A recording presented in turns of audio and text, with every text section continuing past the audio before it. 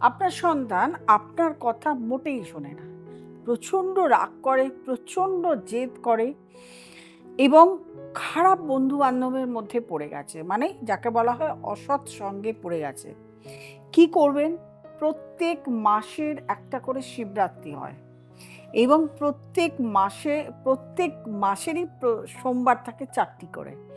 এইটা কিন্তু মেনশন করে দিলাম। প্রত্যেক মাসে ৪ টে কি ৫ টা করে সোমবার থাকে এবং প্রত্যেক মাসে একটা করে শিবরাত্রি পড়ে। অমাবস্যার আগের দিন চতুর্দশী। সেদিন কি করবেন? আপনার বাড়ির শিব ঠাকুর থাকলে সেখানেও করতে পারেন বা মন্দিরে গিয়েও করতে পারেন। শিব ঠাকুরকে মধু এবং ঘি অর্পণ করুন। দেখবেন আস্তে, আস্তে আপনার সন্তান সৎসঙ্গে আসবে।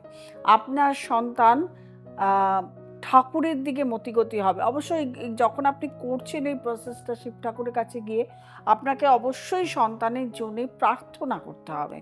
প্রার্থনা করবেন তাহলেই শিব ঠাকুর সমস্ত কিছু শোনেন। বেলপাতা তো থাকবেই, ঘি থাকবেই, কিন্তু এই দুটো যেন আপনাদের থাকেই, ঘি এবং মধু।